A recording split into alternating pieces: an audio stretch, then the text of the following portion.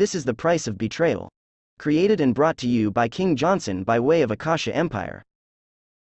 3 stars brought from above fuel the fire that burns. The struggle is real, so a special shout out goes to it. Prologue. And where in the hell your ass been it, coming in my motherfucking house at odd hours of the night? Mavis Williams roared at her son across the breakfast table. Datavian glowered into his plate of grits, scrambled eggs, and toast. Out. Out. I know goddamn well yo ass was out. Probably with that triflin' ass Demetrius too, huh? If she was expecting anything more than a shrug in response to her statement, she was going to be highly disappointed. Anyway, Mavis went on. You need to stay your ass from around that bad-ass boy before you end up in trouble. That boy don't mean you no good. He ain't nothing but trouble. Just look at his mammy and his no-good ass daddy. Ma, Meek's alright. Boy, please. He ain't alright. Mavis rose from the table to fix her 15-year-old daughter Destiny a plate of food as she entered the dining room and sat at the table.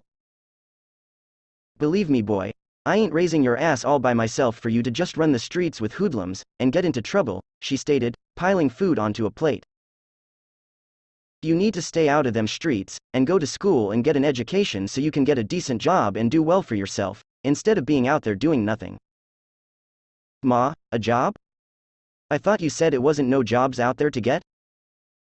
Ain't that why you said you ain't got one? Nigga. Never mind what I ain't got. I'm taking care of yo ass, ain't I? Mavis answered her son, heatedly. Stay in a child's place, and stop trying to be grown. Yes, ma'am. All I want you to do is do well in school and stay out of trouble. The future's ahead of you, and you'll have a good one if you start planning for it, and stay out of trouble. Go to school and do your work. That's all you need to do. You get good grades, so I know the work isn't hard for you. Nah, it ain't hard, Datavian admitted. School's just boring. Boring. Mavis went on, voice rising in anger again. I guess you want to end up in prison with 30 years like Demetrius' older brother Tony, huh?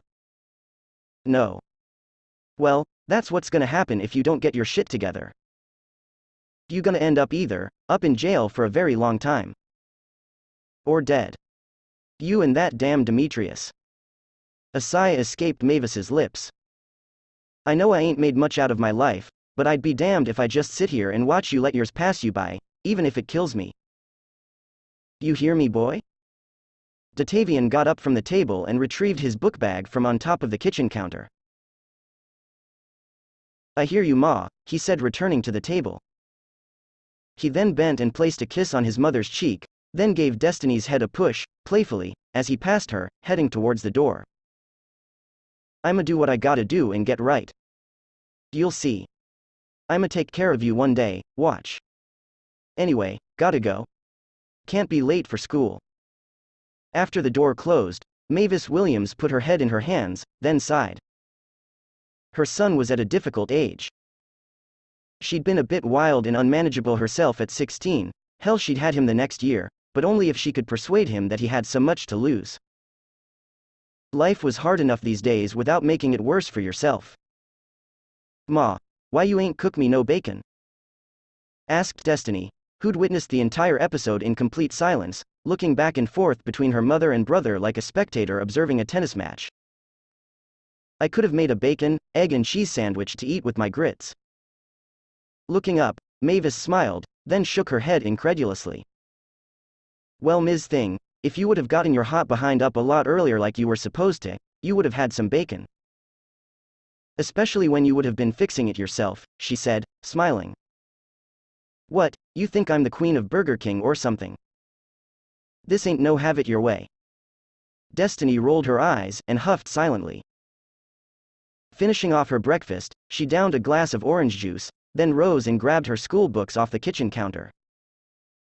Don't worry, Mama, she said, returning to the table and placing a kiss on her mother's cheek in the same exact spot her brother had a few minutes ago. I'll stay out of trouble, and stay in school for you. If he doesn't want to get his education and be the good child, I will. A few seconds later, she was out the door. She was the good one, Mavis knew. she'd have no problems out of her daughter.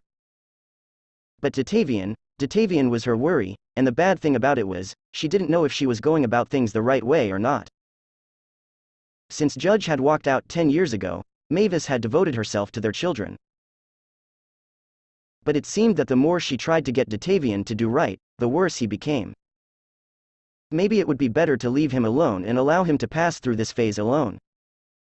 But perhaps, then it would be too late. Chapter 1. If you pictured the state of Florida as a semi-automatic pistol with its barrel aimed at the Caribbean, then you will find the city of Vero Beach where the pistol's toggle would be, ejecting all shell casings after the weapon's rounds were fired. Vero Beach itself is a beautiful and busy coastal town. However, the innermost section of this thriving town is similar to any other city found throughout America. There are some quiet, peace-loving working-class families and individuals who keep to themselves and try to make ends meet working an honest 9 to 5. But among these people are the deadbeats and hood figures.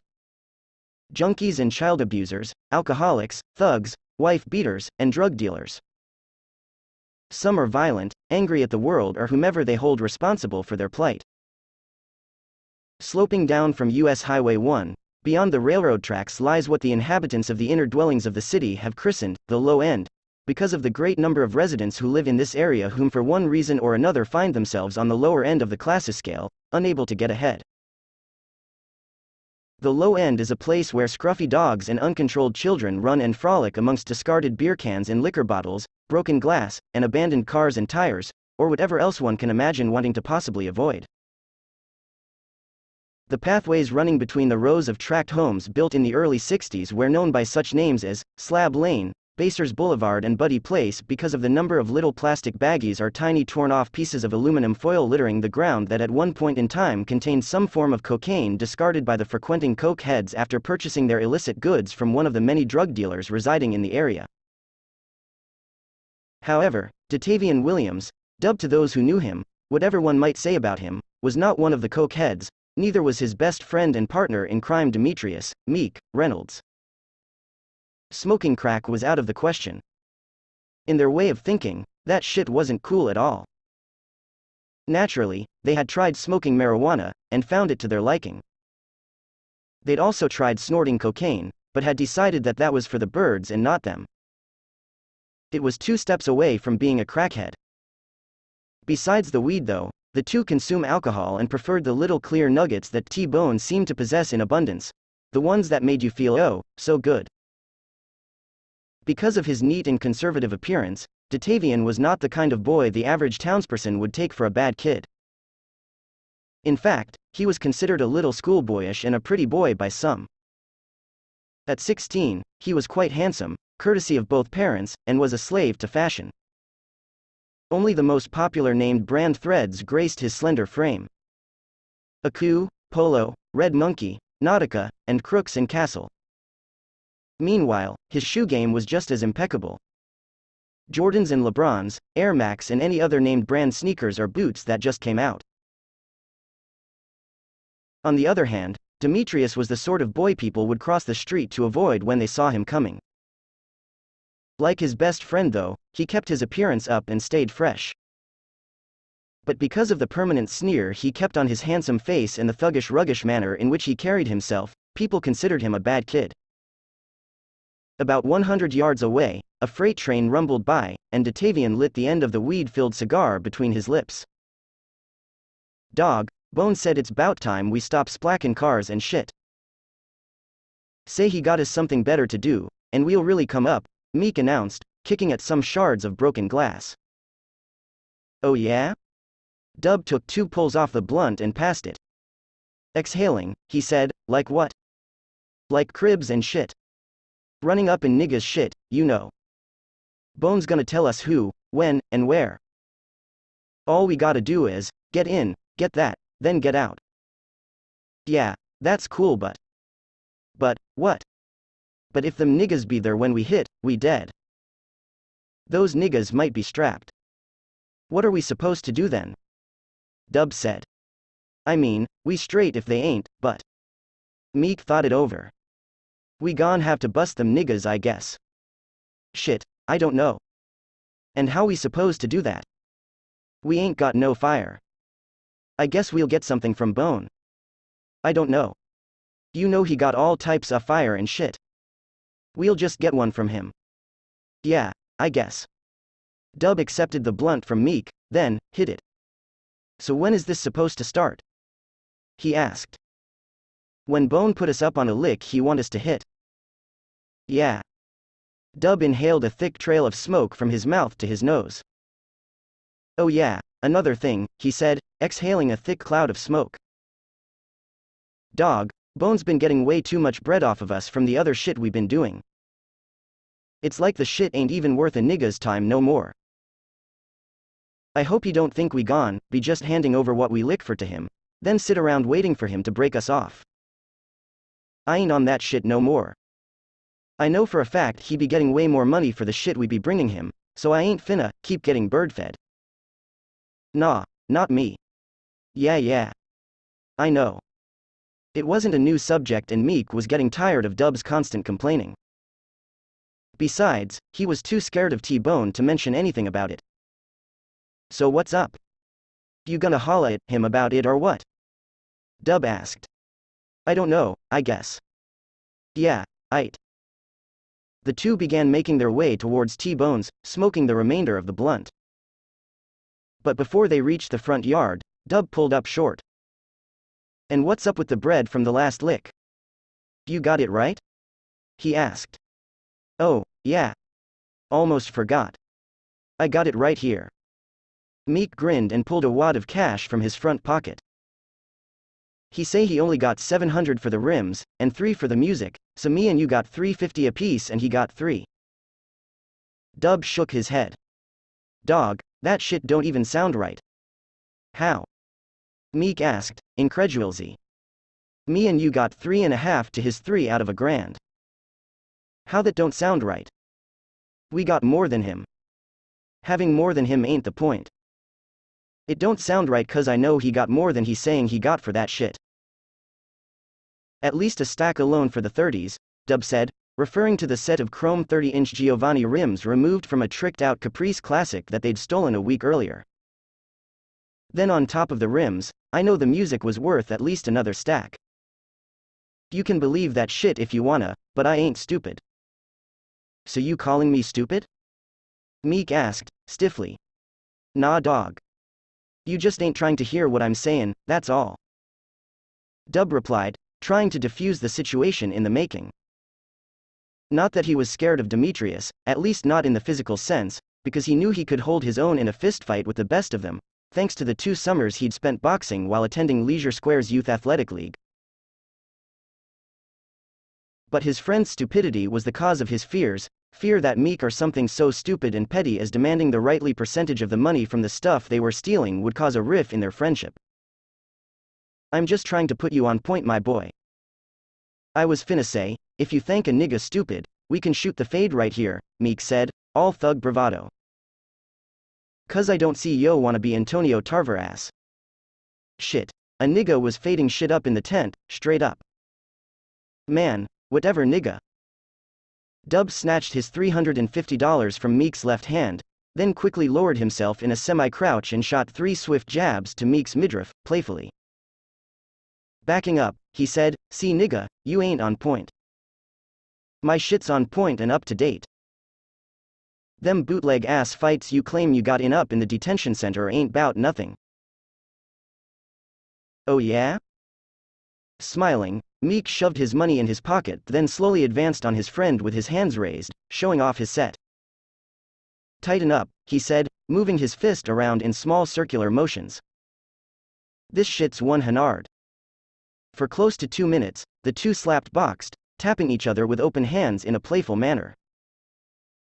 Naturally, Dub got the best of Meek, the combination of fancy footwork and weaving Meek's blows was in full effect. However, as he came to learn, after several trips to the Fort Pierce Detention Center, and doing a 6.5-month stint in a juvenile residential facility, Demetrius wasn't to be slept on when it came to throwing hands. After a while, winded and a little sweaty, the two friends called it quits, giving each other some dap, then a hug. Look, Meek. On the real, Dub said, breaking the silence. We gon' have to holla at him 'bout the money we getting though. Why? Dub gave him a sidelong glance. Why? Because this nigga's bird feeding us, that's why. I know he's getting more money than he say he's getting, Dub said, removing a pack of backwood cigars from the side pocket of his gray cargo shorts. Unless you tell me why we should believe him, I ain't. We should believe him 'cause he's my cousin. That's why, Meek said, getting nettled. And because, without him, we wouldn't be making the money we're making. And, why not? 'Cause we wouldn't be able to get rid of the shit like he do. We wouldn't get nothing. We couldn't do what he do. Shit, why not? Dub asked, incredulously. Selling some stolen rims and shit can't be that motherfucking hard. All we gotta do is holla at niggas the same way he do and tell him what we got, and what we want for it. That's it. Yeah, that's it, aight. Them same niggas we try to sell the shit to gonna be the same niggas to go tell the nigga we got the shit from we got his shit. We're young niggas, dog. Them niggas ain't gonna keep it a hanard with us. You know that. I'm just saying. I think we can do a lot better doing it ourselves if Bone don't tighten up. That's all I'm saying. Man, peep this. We got something going on a lot of niggas our age don't. We stay with money and loud. Let's just do what we do, and let Bone handle the rest, Meek said, passing Dub his lighter. But I must still holla at him though, and see what's up. Aight? Dub shrugged. Aight. But he knew there would be no more money coming to them than what Bone wanted to give them because Dub was certain that Meek wouldn't even dare confront him. Dub would though. He wasn't scared of T-Bone. In his way of thinking, Bone could be touched too. T-Bone, a squat and overweight, jet black, 32-year-old with a pug nose and an extra nappy afro was just stepping out of the house as Dub and Meek approached the front steps, smoking a blunt. He'd heard them in the front yard, talking a few minutes ago but had refrained from coming to the door to see what they were up to because at that moment, Janice, an attractive light-skinned female with a mean Molly habit was doing a number on his loins with her mouth. What y'all young motherfuckers up to? He asked, pulling a Newport from behind his ear and lighting it. Out here making all that motherfucking noise, nigga can't even get his dick sucked in peace. Nah cuz. That's our bad, Meek passed the blunt to him. We just came by to see what was up, he added. Shit, ain't much poppin' right now. But y'all can come up in this bitch and chill. That's all I'm up in here doing. Got this hoe Janice up in here getting high and shit, getting lit. That's that one red hoe, ain't it? Meek asked. One of the twins? Yeah. That's her. T-Bone replied. Why? What's up? You want some of that pussy or something? You know I'll get that hoe to go live for the team. What's up? Hell yeah, Meek chimed. What about you, Dub? T-Bone passed the blunt to him. You wanna smash the hoe too? Nah, I'm good. Dub accepted the blunt and took a pull. Cool. T-Bone took a drag from his cigarette then tossed it to the ground. That's cool. Lil cuz, y'all niggas gone and come up in here and chill then, and get off Front Street. Know what I'm sayin'? You know them crackers be watching. I don't need them thinking I'm out here serving y'all underage ass no dope. From outside, standing next to another house, obviously an abandoned one, with boarded up windows, T-Bone's house looked old and decrepit with its grime-covered barred windows, and huge sections of paint peeling away from its walls. However, inside was pure ghetto luxury, a beautiful living room set done up in black leather, immaculately painted walls and thick black wall-to-wall carpet. By the door stood a tall cabinet full of liquor. Everything under the sun from Seagram's gin to Ciroc and Bel Air rosé. Dub remembered his first visit to the house and recalled how his first move had been to remark on the expensive entertainment system with its 65 inches flat-screen TV, 10-disc CD changer, and PlayStation video game console. As always, this is where he headed. Cuz, what's up with this Ciroc? Meek asked, opening the glass-faced cabinet, and pulling out the bottle of liquor. Go ahead my nigga. Help yourself, T-Bone replied, flopping down on the large leather couch next to Janice, who had one end of a rolled-up dollar bill crammed up one nostril and the other end gliding across the cover of a CD case, removing lines of Molly. You know how we do. What's mine's is yours. With no further ado, Meek opened the bottle of Ciroc and slugged it back greedily, then began to cough and sputter to everyone's amusement. Damn, Lil, cuz. You better slow down, T-Bone remarked, smiling. You can't handle that drank, how you expect to handle this here? At this, he placed a hand on Janice's bare leg, then slid it upward towards her barely there mini skirt. Oh, I can handle it, the drank and that there, Meek said, wiping his chin. But the thing is, you think she can handle me? With all eyes focused on her, Janice came to the realization that they were talking about her. Running her index finger across the surface of the CD case, she rolled her eyes, then sucked her teeth. Child, bye, please, she said, sliding her finger into her mouth slowly, then removing it. A bitch'll eat your lil young ass alive. You better go sit down somewhere. Ha, T-Bone burst out laughing. Guess she told you, huh, cuz. You gonna straighten that? Hell yeah, I'ma bounce back. She got me fucked up. A young nigga'll beat that red pussy inside out, Meek replied convincingly. Have yo ass walking bow-legged round this motherfucker. Is that right? Janice glanced at T-Bone, who shrugged his shoulders in response to her unspoken question. Well, let's just see about that, she said, sliding off of the couch. I bet yo young ass ain't even gonna last 2 minutes. Meanwhile, as Meek, Ciroc bottle in hand, trailed Janice to the spare bedroom he and Dub considered theirs, Dub turned on the PlayStation and sat down to play a game of Madden. What's up? You wanna see me or what? He turned and asked T-Bone. You know I'm a beast at this shit, so if you don't wanna see me I truly understand. Remember what happened last time when I drugged that ass? Nigga, please? Yo ass just be getting lucky. I'ma get Zeke and them and beat the shit out of you and yo Ravens, T-Bone replied. He sat next to Dub, snatching up the second controller from the floor. Matter of fact, lil nigga, let's put some money on it. Nigga, I don't care. How much? Whatever. 5 then. Bet. T-Bone removed a large wad of bills from the pocket of the tan Dickies shorts he had on. 5 a game's a bet. Yeah. Dub agreed, eyeing the wad of cash, wondering just how much he'd win of the lot, and more importantly, just how much of it belonged to him and Meek in the first place. Dub, who had beaten T-Bone 5 games straight, sat in the passenger seat of T-Bone's fire-engine red Chevy Monte Carlo Super Sport, leisurely thumbing through an assorted $5 and $10 bills, which amounted to $80 total. As agreed upon, the first 2 games had been for $5. However, up 2 games to T-Bone's none, Dub proposed that the third game be played for the 10, then continued the same course of betting, double or nothing each ensuing game until T-Bone came to realize he was being hustled and quit. Dub knew that the $80 lost to him wasn't T-Bone's reason for quitting. In fact, he knew T-Bone had at least $1,000 cash on his person, so the money wasn't the issue. No, the simple fact that he was being hustled like a mark by someone half his age was the reason why he'd quit. Being suckered by someone whom he should be a lot sharper than didn't set well with him, and to continue would be a foolish move on him. Yo, I'm hungry as fuck, Meek called from the back seat where he was lounging, too exhausted to do anything but. Let's go somewhere and get something to eat.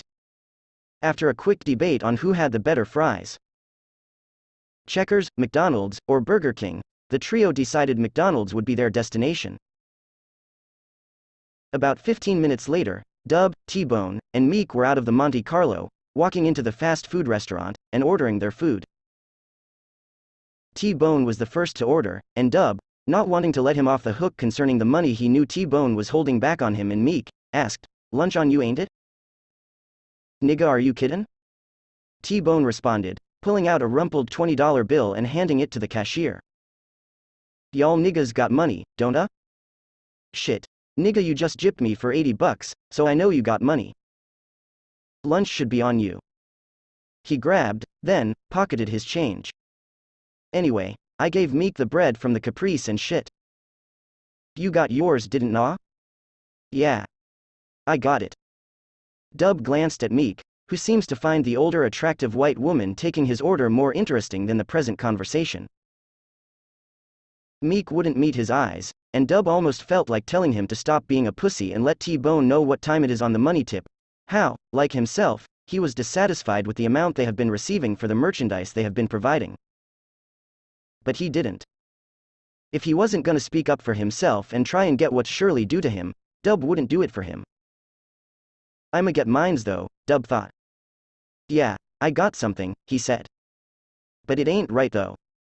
What you mean it ain't right? T-Bone asked sharply. He looked at Dub, then at Meek, then back to Dub. For the system and rims, I got a stack. If something ain't right, it ain't on me. I gave y'all 700 and kept 3. You do the math. Meek said y'all supposed to bust the 7 down the middle. 350 apiece. So what's not right, nigga? The whole thing, Dub answered. All that adds up right, but. But what? T-Bone interrupted. I think, you either be giving us whatever you want to give us, or you really don't be trying to get the kind of bread the shit's worth we be bringing you. Dub shrugged his shoulders. I know the shit we be dropping on you is worth more than the couple hundred you be breaking us off, and if that's all you gonna give us for it, we might as well sell the shit ourself. Look, T-Bone said, in a voice as kind as he could possibly manage at the moment. They'd already drawn the attention of 2 additional cashiers as well as a few customers. If that's what y'all wanna do, then go ahead and do it. I ain't got no problem with that. It ain't like a nigga need the lil bit of change the shit's bringing me anyway. A nigga's trap stay bumping, and my phone's making a lot of noise. A nigga don't need to jip you lil niggas for nothing. If anything, I'm trying to look out for y'all and make sure y'all straight. But I see where that's got me. Nah, cuz. It ain't like that, Meek put in. Oh nah? What's it like then? T-Bone replied. Cuz to me it look like y'all niggas don't even appreciate a real nigga looking out for y'all. Let me get 2 McDouble bundles, supersized, with 2 large sweet tea, light ice, Dub interrupted T-Bone, rubbing his hairless chin. And how y'all supposed to get rid of the shit anyways? And 2 Butterfinger McFlurries, with sprinkles. If y'all niggas gonna act like this bout some petty ass music and rims, I ain't even wanna see how y'all get when I put y'all up on this other shit. Nah, you know what? Fuck that. I ain't even finna fuck with y'all on that tip. Y'all niggas trippin'. Man, Bone, it ain't even like that, Meek persisted, the ever-loyal little cousin. We ain't trippin'. We know you be looking out for us, ain't a Dub? Everything's straight. Dub paid for his order, handing the cashier a $20 bill and telling her to keep the change. Responding to Meek, he shrugged his shoulders, muttering something about everything being cool as long as they get theirs, then tossed a couple of French fries into his mouth. See man Bone, shit's straight, Meek conceded. Yeah, T-Bone remarked. We'll see. The trio returned to the car, and were pulling out of the parking lot a minute later. Because the vibe wasn't right, there seemed no point in even riding around with T-Bone at the moment, so Dub instructed him to drop him off at the high school, which wasn't even 5 minutes away. He was going to spend the remaining hours of the school day at lunch and in his last 2 classes with his childhood girlfriend, Audie. It was lunchtime now, so he'd show up in the cafeteria as he normally did with her favorite combo meal and give it to her, an act that should land him some after-school sex since it shows how caring and considerate he is. Tension was high inside the car, Dub realized as he sipped on his drink. But thankfully, T-Bone decided to break the ice. Aight, check it out, he said, pulling into the students' parking area on the east side of the school. Tomorrow, I'ma show y'all the first crib to hit, and if y'all gonna do it, then, he brought the Monte Carlos to a halt. Handle up, and do it. Aight? Yeah, Dub answered, opening the passenger side door, and climbing out. Yeah cuz, Meek said from the backseat. But what time though, tomorrow, so Dub'll know. Just show up at the trap the same time y'all usually do, T-Bone replied. And what you mean, double no? Huh? Oh, nah, cause, you know, he finna go to school, and I'm going back to yo shit and lamp. I ain't finna be up in school like this. Tired, drunk, Meek began. And you wanna fuck Janice some more? Just come on out and say it, T-Bone put in, laughing. He looked at Dub. Aight then, my nigga. Swing through tomorrow, aight. Aight, Dub said, closing the door. All holla. Yo, what the fuck? T-Bone exclaimed, hopping out of the car. In the front yard, Janice and her twin sister Denise engaged themselves in a lively discussion going on between two black men who were awaiting T-Bone's return. Y'all niggas making so much motherfucking noise for huh? Y'all need to take that shit cross town somewhere. I don't need y'all drawing no motherfucking attention to my shit. Nah, Big T. We ain't trying to do that, the first man said. His name was Billy, a junkie from around the way. We just arguing about the 87 Dolphins and the 98 Rams. That's all. Sorry, boss man. Yeah, T-Bone man. That's our bad, the second man put in. His name was Nard, an up-and-coming hustler who'd been copping from T-Bone for close to 6 months now after being introduced to him by the first man. I just swung by here to buy some dope, dog, not to draw no attention to yo house.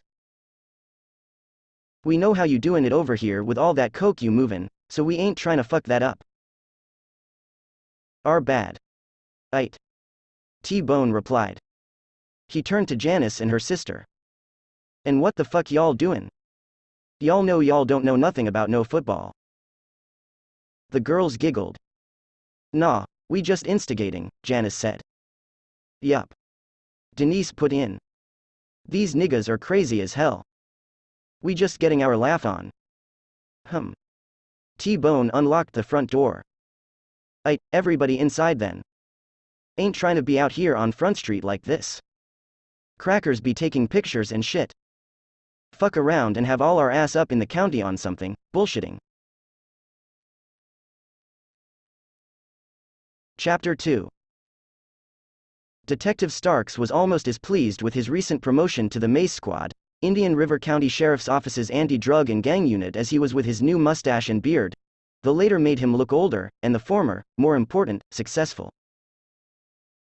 He had worn the uniform, driven the green and white patrol cars, and had worked inside the county jail for as long as he cared to, and he had an intimate knowledge of every alley, backstreet and cut in town, every lover's lane, dope spot, and thug hangout, where youngsters were likely to turn up a bit if you weren't known or from round the way.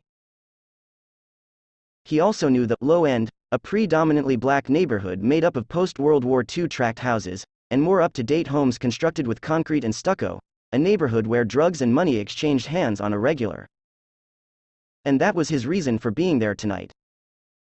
Starks stood in the street drawing his knitted wool cap tighter on top of his head to hold his shoulder-length dreadlocks in place, and cursed that damned informant Billy to himself. The son of a bitch was probably off somewhere getting high. Well, fuck him, Starks thought. I'll be damned if he gets paid for tonight. Resigned, he knocked on the door to his connect's house, which was opened almost immediately by one of the extremely attractive light-skinned females that had been there earlier in the day when he and Billy had come by and he had purchased a half an ounce of crack from T-Bone. The girl was holding the front of an oversized men's button-down polo shirt closed. Starks showed her 5 $100 bills, and stroked his beard. Bone ain't here right now, the girl admitted, turning away from the door, leaving Starks to follow her inside. But I can take care of you though. Wednesday morning was difficult for Starks. His desk was littered with paperwork, and he couldn't get his mind off of Nisi. What he was experiencing is crazy. He wasn't married, nor was he involved in any serious relationship, so he wasn't feeling guilty or anything. It's only natural for him to think of a woman that has taken him to new and unexplored heights, sexually. But this was almost abnormal. He couldn't get her out of his mind. To himself, he admitted, the best thing for him to do was to simply walk away and try to avoid seeing her again. However, his current assignment made that nearly impossible to do. He slugged back some hot bitter station coffee and told himself not to take the matter or his encounter with her so seriously. There is nothing wrong with interacting with an attractive female. After all, he was a normal, heterosexual male, wasn't he? At about 10:15, Detective Thomas Rivers stuck his head around the cubicle wall. Still writing your reports, Ron? Starks nodded, gesturing to the papers that covered his desk. Rivers glanced at his watch. You might want to finish off what you're doing, then go grab a bite to eat. We're set to hit the streets at 11 on a roundup, I think. A roundup, at 11? Yeah. Most of those sales and buys we've made over the last month. Not on your pet project though, Rivers said, smiling. At least, not yet. Still waiting on you and the paperwork. Yeah. I know. Alright then. See you at 11. Yeah. Catch up with you at the pool, Tommy. The pool was called so in short of motor pool, where the Mace unit kept an assortment of vehicles. Some department issued, others confiscated. At 5 minutes to 11, the 7 members of the Indian River County Sheriff's Office's Mace unit exited the boardroom and split up into 2 teams. The Rams, which was made up of Detectives Starks, Rivers, Ruiz, and Lloyd, hopped into a dark green 2010 Chevy Tahoe, while the Dolphins, Detectives Brown, Totters, and Burney climbed into a gold-colored 2019 Dodge Journey. Both vehicles sported dark-tinted windows and chrome 20-inch rims courtesy of the out-of-town drug dealers they'd been taken from. With several squad cars and patrolmen to back them up, the anti-drug and gang unit moved out to execute their assignments on the streets of Indian River County. Chapter 3. It was raining hard. Dub covered his head with his book bag as he and Meek ran inside the Green Leaf Bar and Pool Hall. The Leaf is an establishment where the question of drinking age was rarely broached, especially if the money kept passing over the counter, a place where a lot of older hustlers spent most of the daylight hours passing time when not at home or at their trap houses. The boys sat on wooden stools at the far end of the bar, smoking black and mild cigars, listening to an old Kevin Gates song playing from strategically placed speakers within the establishment. Meek kept sucking and probing at his upper canine tooth on the right side, pulling a face. The fuck's wrong with you? Dub asked. You been driving a nigga crazy with that shit. Always fucking with yo tooth. I don't know. My shit be hurting, man. Meek answered. Feel like they bout to break up and fall out my motherfucking mouth. Let me see. Meek bared his teeth in an evil grin, like a snarling dog, while Dub looked and pronounced his verdict. Yeah, dog. Yo shits are fucked up. 2 of them are getting black around the edges. You need to see a dentist and get them shits fixed. Man, shit. I don't do dentists. Scary ass nigga, Dub jeered. Meek shrugged. Whatever. You can call it what you want. I still don't do them. Anyway, when I do go see somebody 'bout them, I'ma be getting walled up. Yeah? Hell yeah. After we hit this lick tonight, I'ma have enough money to go dumb on my grill, Meek admitted. Watch. You'll see. We're going on a lick tonight? Yep. And if you'd have came by Bones' crib this morning like you said you would, you'd know that. Meek said. And like, where you was it, anyway? With Bay. Where you think? Dub grinned sheepishly. She had skipped school today to let a nigga smash cause we couldn't do nothing yesterday cause her mama was home. He puffed his cigar, then exhaled a cloud of smoke overhead. Anyway, what's up with tonight? Why we doing this shit so soon? Cuz, Bones said the nigga went to Orlando for a few days and supposed to come back tomorrow. Then after this one we gone, hit this hoe shit this Haitian nigga named Claudel fuck with tomorrow night. And, why then? Dub asked. All this shit's so sudden. Cuz Thursday night's ladies' night at the Irish club, and Bones say the hoe always go there on Thursdays. He showed me where her crib at, and the other one too. He also say the hoe be holding down the nigga's dope and shit, and she got some major jewels up in her shit. Bone ain't tell you how we're supposed to get in, did he? Dub asked. Don't tell me he done gave you some keys to these spots. Nah. Meek smiled, opening his book bag. I ain't got no keys. I got something better from him. All we gotta do is stick it in between the door post and wear the locket, and bam. We in there. Dub looked at the miniature crowbar and nodded. What if somebody see us? I don't know. But I don't think nobody gon' see us though. It's a big crib over there in Pineview. Nigga got hedges around his yard bigger'n me and you. Meek provided. But we gonna be wearing ski masks, anyways, just to be safe. Dub nodded. The thought of breaking into a big, empty, dark house, not to mention a drug dealer's house, was both frightening and exciting. We gonna need gloves too, ain't a? You know, like them rubber ones. Already got them. Meek said, proudly. Bone gave me them before he left to go to Melbourne earlier. Aight. Cool. Dub smiled. We should be straight then. Yeah, we straight, Meek echoed. And they puffed on their cigars to it. Hold on. Hold yo light still, Dub instructed. I almost got it. The area around the deadbolt lock splintered easily when Dub applied pressure to the crowbar, and the two of them broke into the dark silent house in no time. The light from their phone's flashlight crisscrossed the kitchen, picking out different appliances. Refrigerator, deep freezer, microwave, dishwasher and oven. Quickly, they moved on. Had to make sure the place was empty. Satisfied they were alone, the two began their search, starting in the master bedroom where they'd been told exactly where the stash would be. How T-Bone came into possession of this knowledge they could only wonder.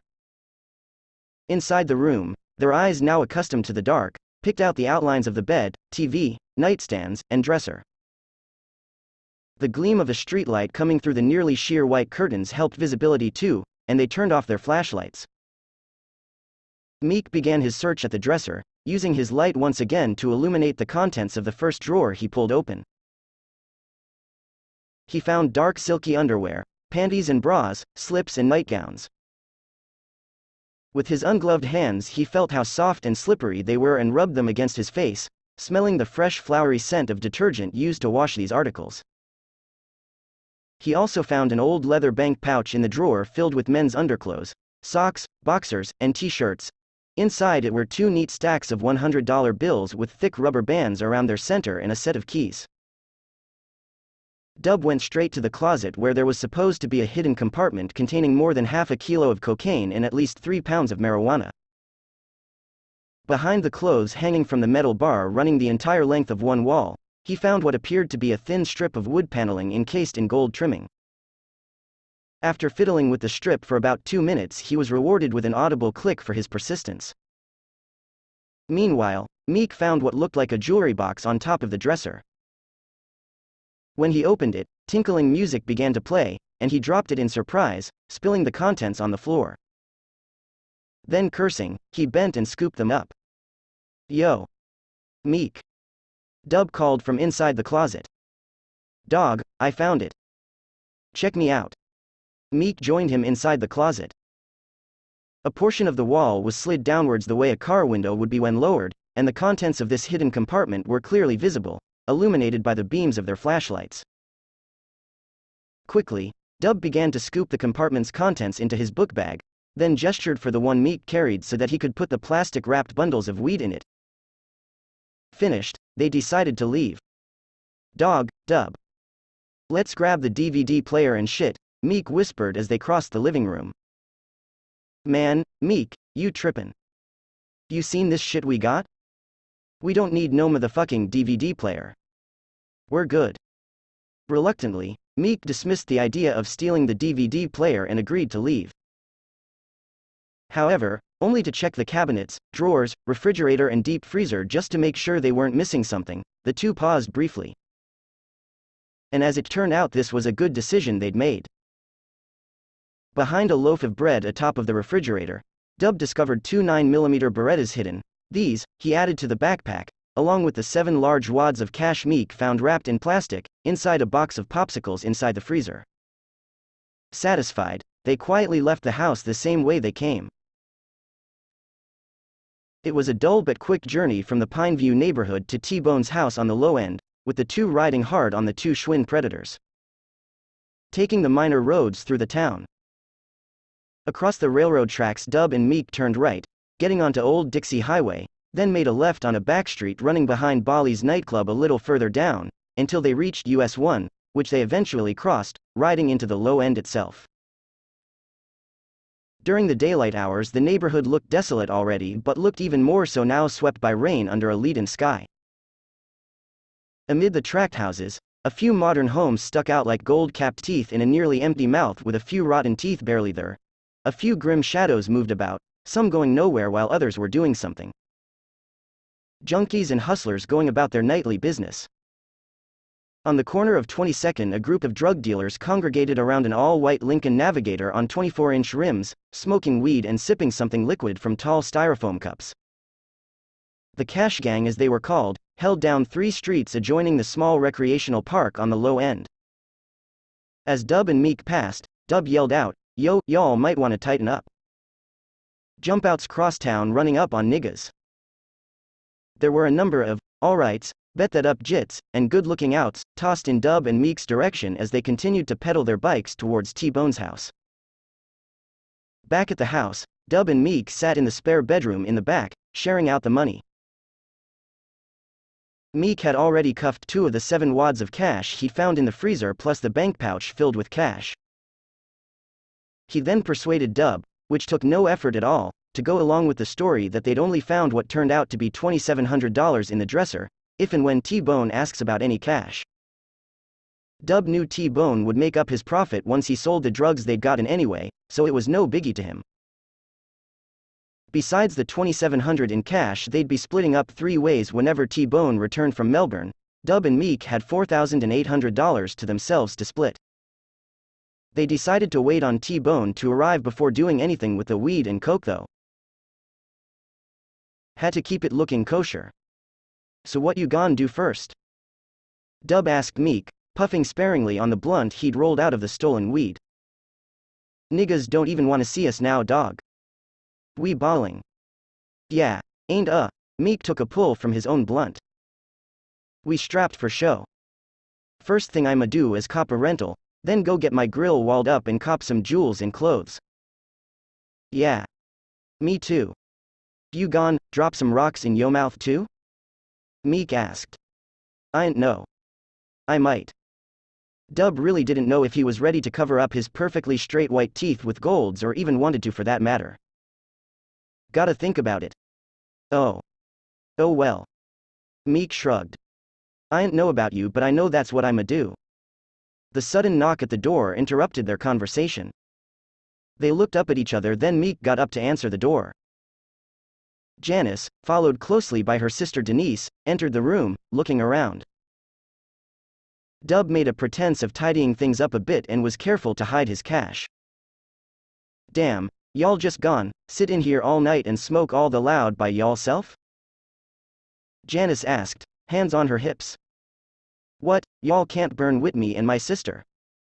That's fucked up. Shit. We ain't know y'all wanted to smoke." "Huh." Meek passed his blunt to Janice while Dub handed his to Denise. "Y'all shoulda been said something," Meek said. "How?" "The way y'all came rushin' up in here with y'all book bags, we ain't wanna stop y'all from doin' whatever y'all had to do. How we s'posed to know y'all will smoke something with us?" Denise commented. "Anyway, what y'all young ass been up to? Y'all bad as hell. I know y'all up to something." "Nuttin'." Dub and Meek replied in unison. "Nuttin'?" Janice said, then turned to her sister. "Girl, that one there," she pointed at Meek. "He's something else. His hot ass be doing a whole lot of nuttin'. But I ain't know about Mr. Man, right there." Between giggles, Denise glanced at Dub. "What about you, Mr. Man? Do you do a lot of nuttin' too?" she asked. "You know a bitch been waitin' to see what that young dick's bout." "Yeah, I do," Dub replied, even though having sex with either of the sisters was the farthest thing from his mind. "But right now, a nigga's on some other shit though." Too bad, 'cause Bone left us a few grams of Hannah," Janice admitted, holding up a clear plastic bag with clear nuggets of Molly inside. "If y'all wanna, we can turn up and roll a lil bit." I done got rid of the little bit of dope he left for me to sell, and ain't got shit else to do. So, what y'all wanna do? It was the Molly, most likely. That, and the promise of uninhibited sex with Denise. Dub was sick of hearing Meek boasting about having it off with the powder-snorting Molly heads whom frequented T-Bone's house, and how freaky they were in bed, so he decided to stay. He knew from descriptions Meek so happily laid out for him that he was in for a night of exhausting fun. Molly and sex. As it turned out, his decision to stay was well worth the tongue-lashing he knew he was due at home. Denise was more passionate and abandoned in bed than anyone Dub had ever known, and she led him to new heights of joy. The things he learned from her tonight will definitely be administered whenever he climbs into bed with Audie, or any other girl his age for that matter. When they had finished, they lay back and smoked. He, a black and mild, her, a Newport. Denise blew the smoke out of her mouth like an actress in a black 60s movie. "Why you so quiet?" Denise asked. "What, I wasn't good to you or something?" "Huh?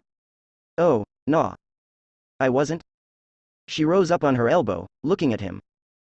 "Nah. Not that. I mean." Dub stammered. "What do you mean?" Denise sounded irritated. "Don't even worry about it. You don't even have to explain. Nah. You trippin'." "It ain't that," Dub said, turning and running his palm over her damp stomach. "It's just, my mind was somewhere else, you know. Like, thinkin' 'bout something. That's all. Believe me, that pussy's fire." "Oh. Okay." Denise stroked his chest. "So what's up? You gonna be my lil boyfriend or what? Huh?" Dub shot her a sidelong glance. True enough, he was a romantic at heart, however, Denise was taking things a little too far. Maybe it was the Molly that had her feeling all mushy and loving. "Nah, I can't be yo boyfriend, not right now I can't. I got a girlfriend already. But if you wanna, we can do something and chill whenever I can." It was 7 o'clock in the morning when Dub decided to get out of bed. He'd been unable to fall asleep after leaving T-Bone's, and had lain in bed restlessly, thinking about him and Meek's new thing. It made a lot of sense to him. Breaking into drug dealers' homes and stealing their product and cash. For one, they, him, and Meek wouldn't have to worry about the police. Who in their right mind was going to report a break-in of their place and say, "Oh, by the way officer, I sell dope and whoever did this has taken my coke." 2. He and Meek were profiting a lot more with this thing than they were when they were stealing cars, music and rims. It didn't take a rocket scientist to figure out which endeavor was the better of the two. In the beginning, stealing cars and selling the rims and music from them had been fun, a change from breaking into school and gym lockers, stealing bikes, and mugging white people young and old. But it wasn't bringing in the kind of money they had expected it to bring. So the switch was good. Dub got out of bed and went to the bathroom. He could hear his mother in the kitchen calling for his younger sister Destiny to wake up. Knowing her his mother, she was more than likely riled up and ready to go off on him for coming in so late, so he prolonged as much as he possibly could in the bathroom. "Hurry up, Tay." His little sister yelled from the other side of the door. "Swhat's taking you so long?" "I gotta pee, shoot." "Datavian." He heard his mother scream from the kitchen. "Bring yo ass out of there and let that girl in so she can use the bathroom and get ready for school." "Alright. Just chill," Dub replied. Sighing, he opened the door, mentally preparing himself for the inevitable. Mavis Williams sat at the glass-topped table finishing what looked like a muffin with jelly spread atop it. A steaming plate of grits, eggs, and toast sat across from her, and this Dub sat down in front of. "Mornin' Ma," he said politely, mixing his eggs in with the grits. "Good morning, my ass." Mavis sat the steaming cup of tea she was about to take a sip from down. "That wasn't yo plate, by the way. And where in the hell yo ass been it, coming in my motherfucking house at odd hours of the night?" She roared across the table at him. Dub glowered into his plate of food. "Out. Out. I know goddamn well yo ass was out, but that still ain't answering my question." Was probably with that triflin' ass Demetrius too, wasn't you? Dub just shrugged, then scooped a forkful of food into his mouth. Anyway, Mavis went on. You need to stay yo ass from around that bad ass boy before you end up in trouble. That boy don't mean you no good. He ain't nothing but trouble. Just look at his mammy and his no good ass daddy. Ma, Meek's ite. Boy please. He ain't alright? Mavis rose from the table as Destiny walked into the kitchen and sat at the table. Believe me boy, I ain't raising your ass all by myself for you to just run the damn streets with hoodlums and get into trouble, she stated, piling a plate for Destiny with scrambled eggs, grits and toast. You need to stay out of them streets, and go to school and get an education so you can get a job and do well for yourself, instead of being out there doing nothing. Ma, a job? Dub exasperated. I thought you said it wasn't no jobs out there to get. Ain't that why you say you ain't got one? Nigga. Never mind what I ain't got. I'm taking care of your ass, ain't I? Mavis said, heatedly. You don't know nothing about nothing. So stay in a child's place and stop trying to be grown. Yes ma'am. All I want you to do is, do good in school and stay out of trouble. Yeah, the economy's messed up, the job market and all, but it ain't always gonna be like this. Things are gonna change, you'll see. The future's ahead of you, and you'll have a good one if you start planning for it, and stay out of trouble. Go to school and do your work. That's all you need to do. You get good grades so I know the work ain't too hard for you. Nah.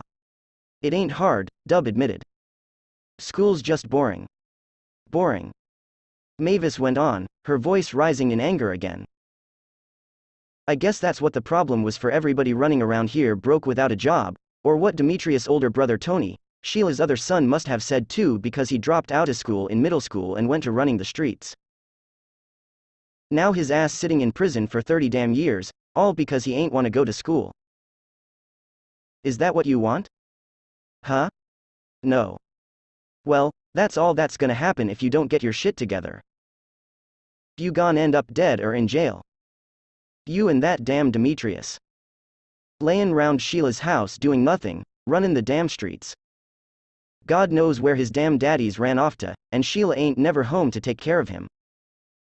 Ma, Meek don't just lay about the house doing nothing, and it ain't his fault his daddy left. Boy, whatever. I ain't finna argue with you. I just want your ass to stay out of them damn streets, and spend time on your schoolwork. A sigh escaped Mavis' lips. I know I ain't made much out of my life, but I'd be damned if I just sit here and watch you let yo's pass you by, even if it kills me. You hear me, boy? Dub got up from the table and retrieved his book bag from atop the kitchen counter. I hear you, Ma, he said, returning to the table. He bent and placed a kiss on Mavis' cheek, then pushed his sister's head, playfully as he passed. I'ma do what I gotta do and get right. You'll see. I'ma take care of you one day. Watch. Anyway, gotta go now though. Can't be late for school. Chapter 4. Yo. Starks, meeting in the boardroom in 10 minutes, Detective Lloyd said, walking past Stark's cubicle. Be there in a minute. The boardroom is where all staff meetings took place because it was the most spacious room inside the detective's bureau. At its center was a large, shiny oval table, around which stood matching black leather chairs. The setup looked impressive, but the conference was informal. A coffee pot sat on its warmer in the middle, surrounded by paper cups, 2 plastic containers, one filled with creamer, the other with sugar. Files, pencils and pens, and notepads were situated in front of each chair respectfully. Detectives Thomas Rivers, Teddy Lloyd, Donald Brown, James Todders, Dwayne Burney and the anti-drug unit's only female detective, Angelina Ruiz were all gathered in the conference room, sitting around the table when Starks walked in. Taking an empty chair near the head of the table where lead detective Captain Carlton Lewis was seated, he sat. Because all 7 members of the Mace unit were equal in rank, chairmanship of the meetings was in the hands of Captain Lewis, head of the Detective Bureau. I'm glad all of you could make it here this morning on such short notice, Captain Lewis said, opening the meeting. Okay. I know you all have your reports to do, so I'm going to make this brief. Captain Lewis looked around at the 7 faces staring back at him, then held up a piece of paper. What I've got in my hand is an arrest warrant for a one Anthony Bronson. I assume you all are aware of whom I am speaking of, correct? The others nodded, yes.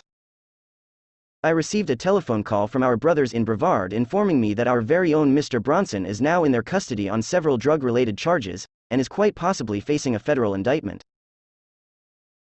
It is said that he'd been pulled over for a traffic violation, and because the patrolman smelled what was believed to be marijuana smoke emitting from the interior of Bronson's car, probable cause to search the vehicle was given, resulting in the discovery of several ounces of crack cocaine and a large amount of cash.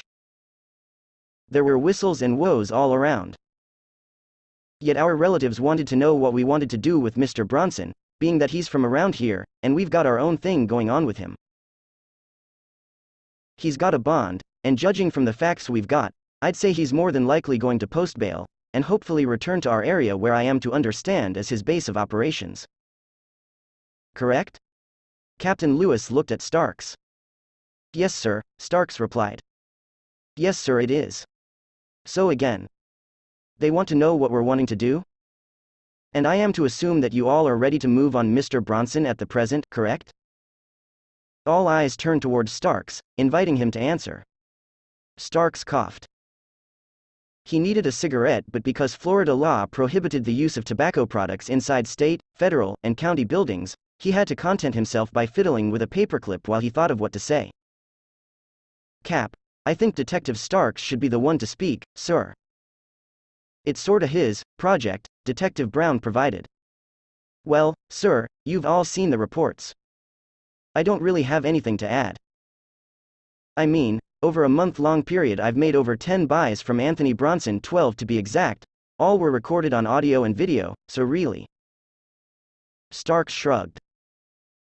I was put onto the suspect by a very reliable informant back in August of last year, and I'm ready to move as soon as possible, especially since there's a warrant. We could pick him up as soon as he bonds out, sir, or have him extradited from there. Right, Lewis said, turning the warrant over in his hands. Okay, listen.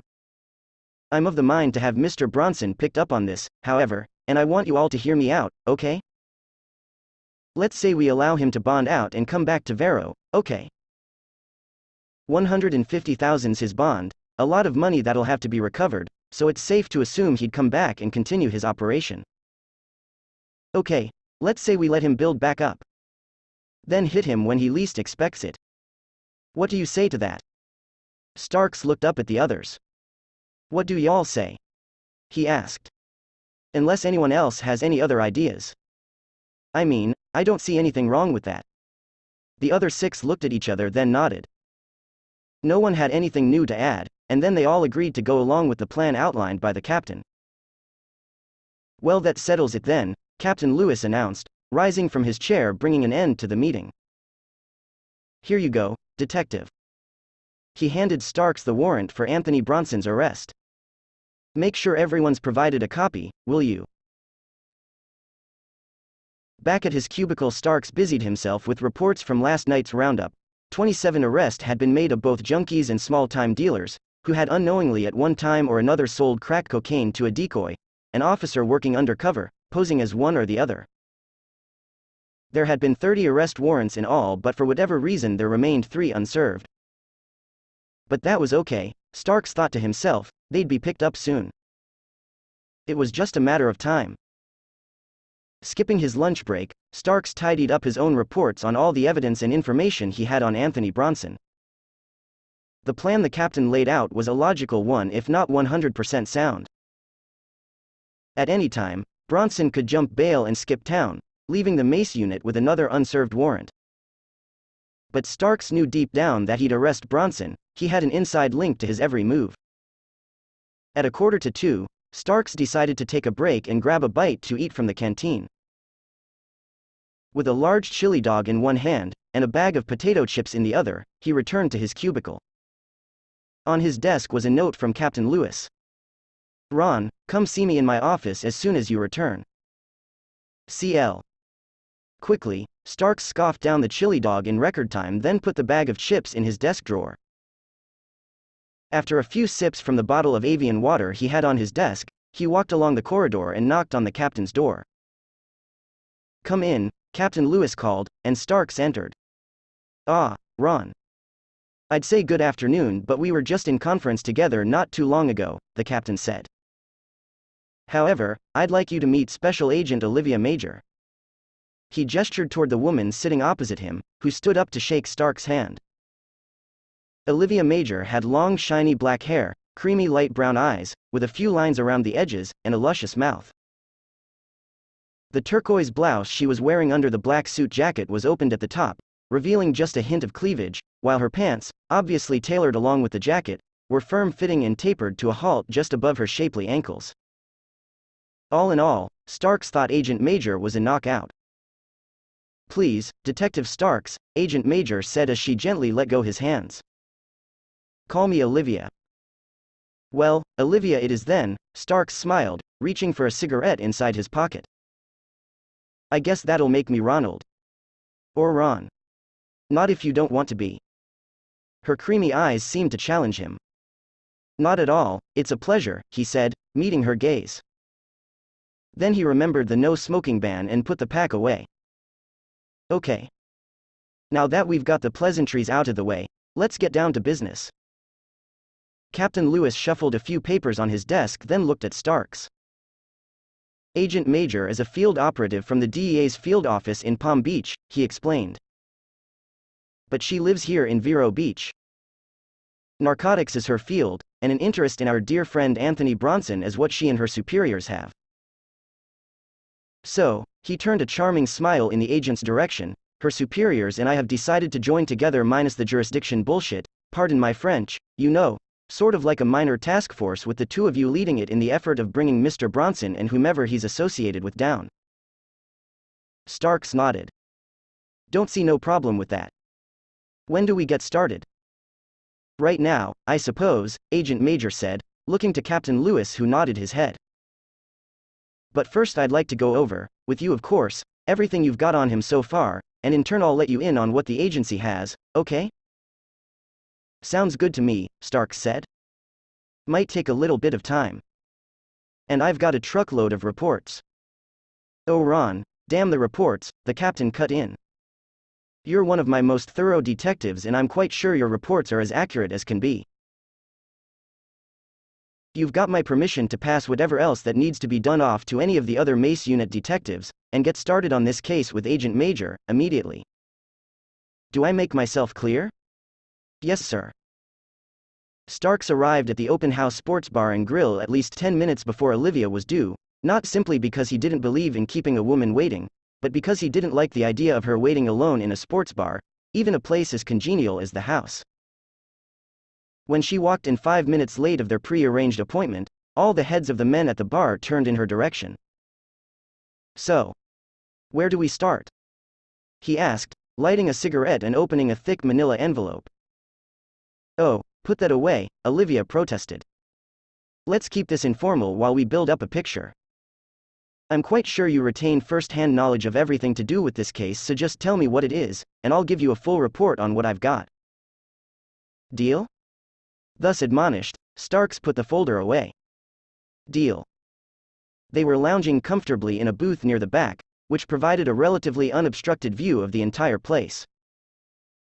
Starks brought the first round of drinks and they drank. For nearly an hour they discussed Anthony Bronson and compared notes and evidence held against him by both agencies, respectively. "So, now we know where we are on this," Starks concluded. As it turned out, Bronson had been under federal observation for the past 13 months after being seen in the company of 2 other major drug dealers who were unknowingly already being investigated by the feds. "And another thing, Agent Olivia, Ron," she said smiling. "Just Olivia, for now." "Okay, Olivia. I've got to be honest with you. At first I didn't feel too happy about working with the feds, whatever the circumstances. However, being that I'm a professional, and you, my new partner, are a very attractive agent, I've changed my mind completely." Olivia smiled, and her whole face lit up. She really was an extraordinarily beautiful black woman, Starks thought, feeling rather distressing tugs of desire as he watched her shift her body in her seat. She was wearing tight denim pants and a simple white t-shirt under a loose denim jacket. Her jet black hair fell straight down to her shoulders. "Is that right?" she asked, brown eyes sparkling teasingly. "Well, here's to our new partnership. Cheers." Starks touched the tip of his beer bottle to the top of her glass. "Cheers," he said, wondering to himself just where in the hell this thing was going to go.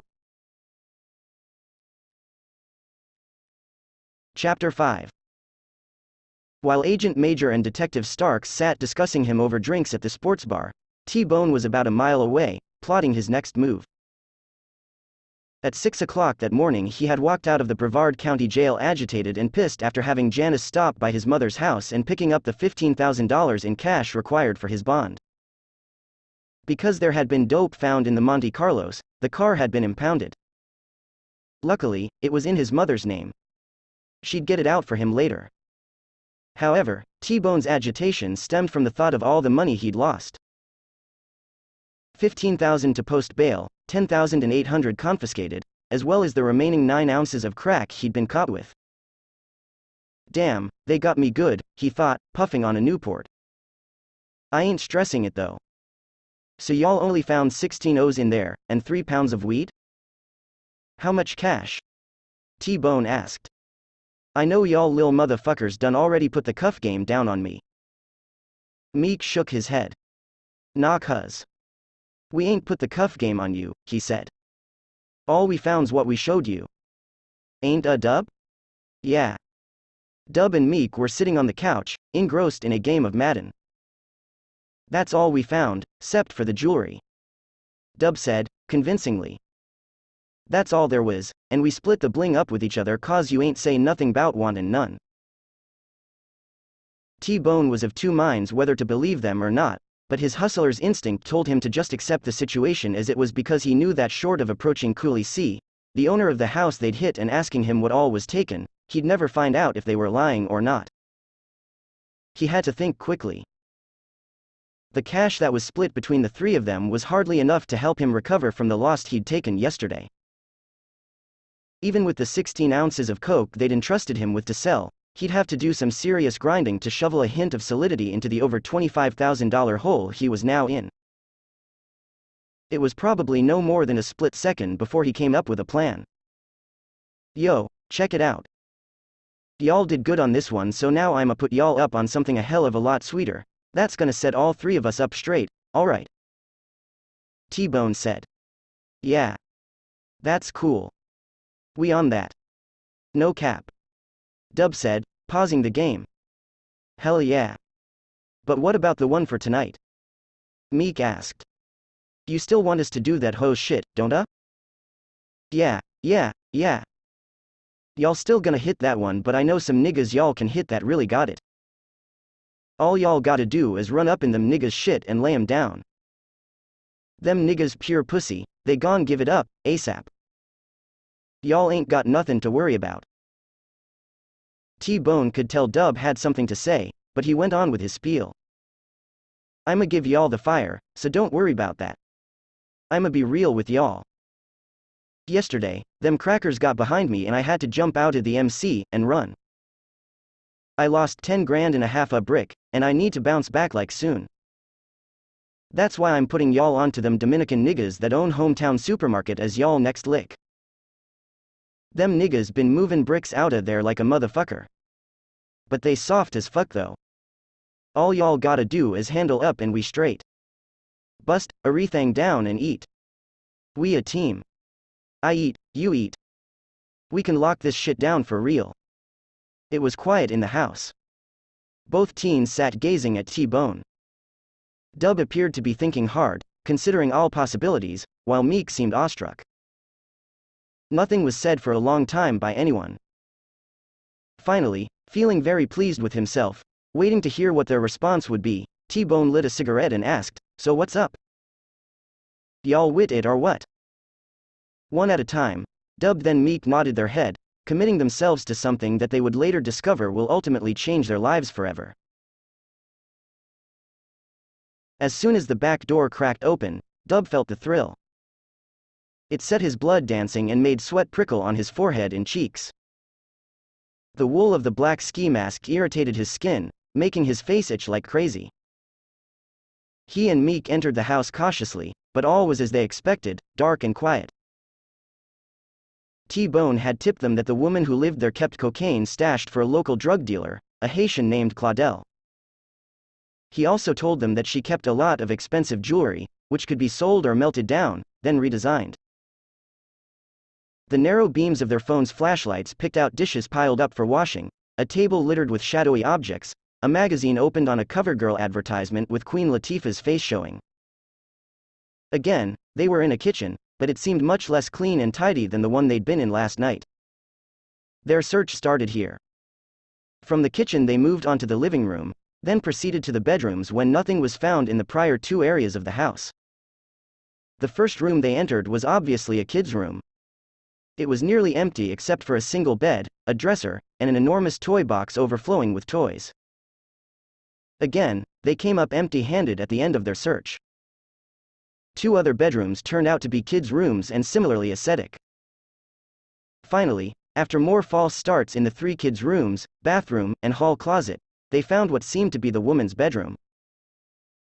At first they couldn't make anything out, but by running their flashlight beams over a wider area they discovered that a large queen-size bed stood at the center of the room. Meek sat on the edge of the mattress and bounced up and down for a while before pronouncing it good enough to fuck on. They began their search. Again, there was an assortment of clothes, this time all female, and Meek noticed that this woman's underwear was far more exotic than the others. There were bras cut so low that they were practically non-existent. Skimpy, see-through panties, thongs and G-strings, and short lacy nightgowns you could see through. The lingerie was all clean and it smelled of something exotic. They found the jewelry in a large lacquered box with an Afro-centric design crafted on its lid. The box was locked but broke open easily and they secreted its contents inside one of the book bags they carried. They poked around the room a bit longer, looking for drugs and cash but found none. That made Dub angry, because with cash he wouldn't have to rely on T-Bone's spurious and shiesty deals. They sat off back down the hallway, and just as they were about to turn the final bend into the living room, the front door opened, then closed, the living room light came on and a woman began to take off the stilettos she wore. As the second shoe came off and hit the floor, the woman took note of the condition in which her living room was in. It was trashed. She knew she hadn't left it that way, and the kids were with her sister, but before she could finish her thought, she noticed two masked figures standing in the hallway. Before she could scream, however, Meek rushed her, pistol aiming at her head. Quickly, he placed her in a semi-head lock with his free hand over her mouth. While Meek dragged the woman into the middle of the living room, Dub went to the front door, checking to make sure it was locked. Satisfied that it was, he yanked the cord from the lamp sitting on the end table and returned to where Meek and the woman stood. The cord was used to tie her hands crudely behind her back, then a discarded t-shirt was used to gag her mouth. "Dog, we gotta get the fuck up outta here," Dub said to Meek. "But we gotta make show, this bitch stay quiet long enough for us to dip. Yo, bring me that bat over there in the corner." Dub nodded his head. Meek looked in the direction of Dub's gesture and saw an old wooden Louisville Slugger with gray duct tape wrapped around its handle standing in the corner by the front door. The woman whimpered behind her gag and struggled to free herself. "Nah bruh," he said. "Dog, come on," Dub urged him. We can't risk getting knocked off now." Slowly Meek walked to the corner, picked up the bat, felt its weight then dropped it on the floor. "Nah," he said again, "you'll probably kill her. You don't know how hard to hit her to just knock her out." "Man, so what?" "Fuck that shit," Dub argued, stretching out his leather-clad gloved hand. "Give it here." Nah, not right now." "And why not?" Dub asked, scornfully. "What's up?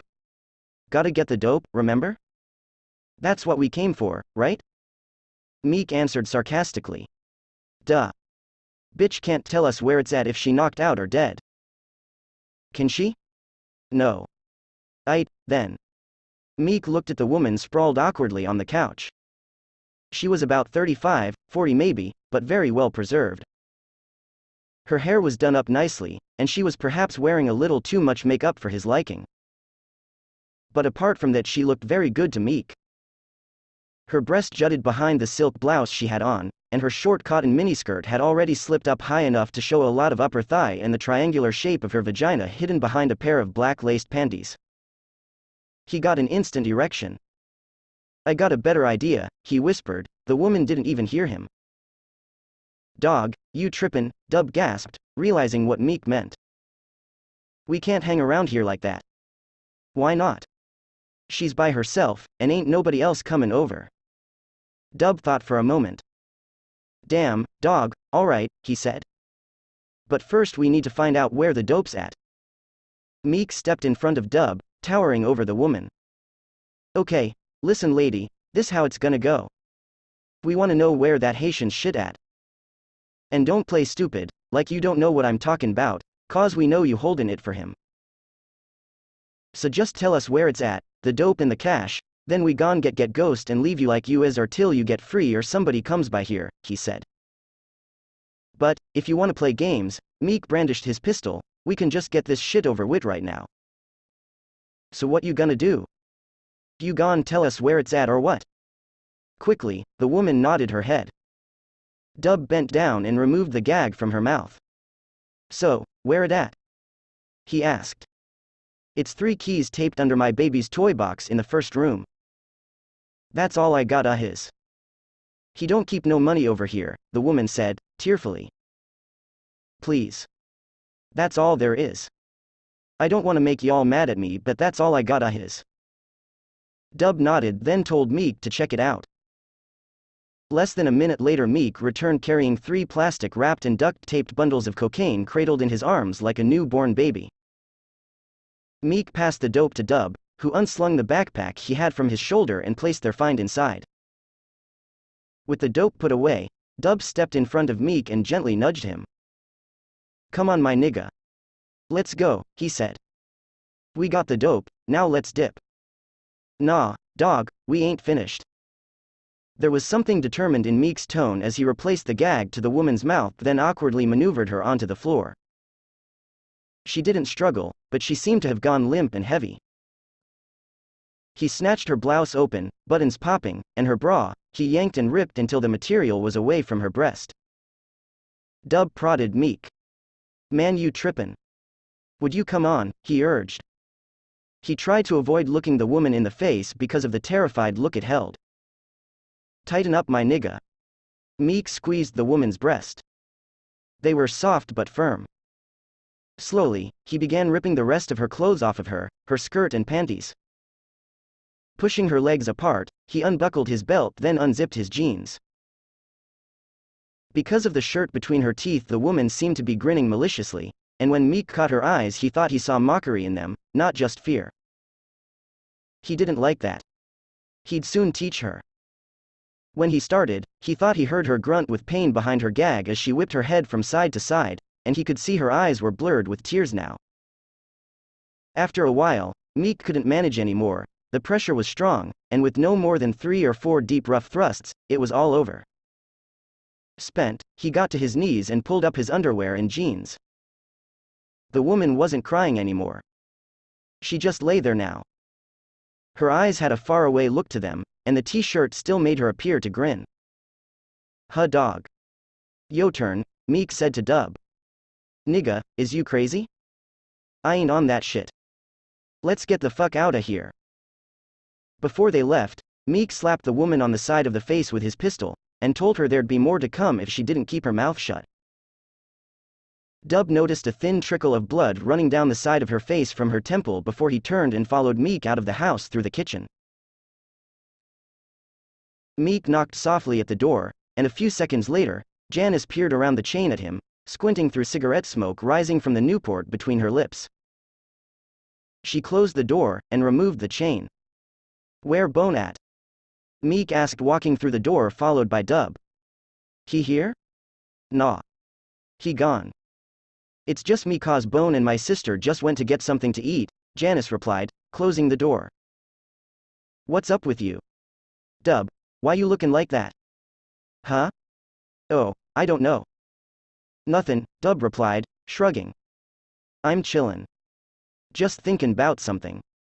That's all. Oh. She turned a questioning glance to Meek. And you? Yeah. I'm chillin', he replied.